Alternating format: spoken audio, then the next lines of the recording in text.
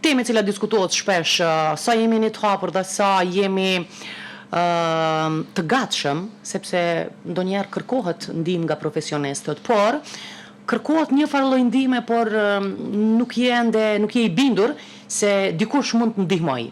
Dhe këtu po besoj që është pika kyçe që duhet besu tek profesionisti dhe natyrisht duhet të respektu atë se çfarë diskutohet në mes të dy palëve. Dhe duke filluar me punu me vetveten, më pas vjen deri te zgjidhja patjetër. Këtu është ajo sfida e parë, se shpeshherë kur kërkojnë me caktu një termin, për të unë pyetja jam e parë është, po dëshiron individi? Po. Jepja telefonin le ta kërkon ai termin. Se ajo është i bindur se ka nevojë. Po nëse tjerët mendojnë se ai ka nevojë për ajo, atëherë është diçka tjetër, se ende nuk është i gatshëm me u ballafaqu me vetveten.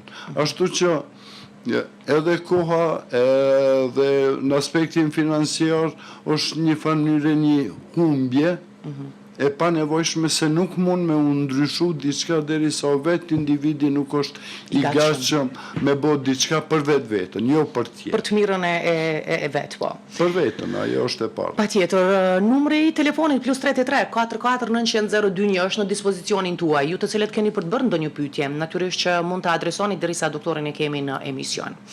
Ndërsa unë kam një pyetje, doktor, tek profesionisti të drejtohemi apo mund të hapemi edhe me një mik, me një mikesh për shembull, t'ia themi këtë problemin që kemi?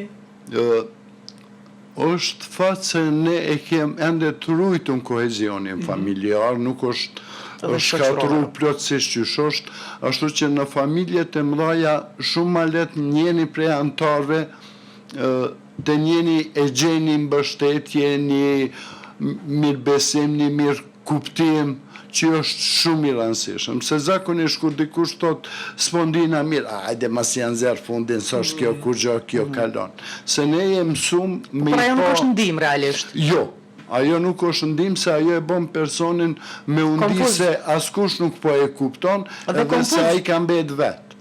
Në momentin kur dikush fillon me u ndi se është vetë, edhe nëse jam 50 veta aty për rreth, por ai ndihet që është vetë, ajo shkakton një dhimbje shumë të madhe.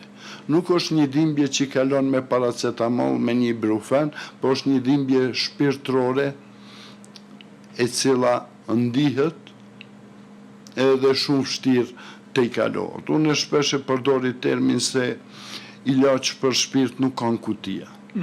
Kutijat mund me ndihmu pak për me e kriju një hapësin me e rimar vetën, por ilaçi i vërtet është brenda neve.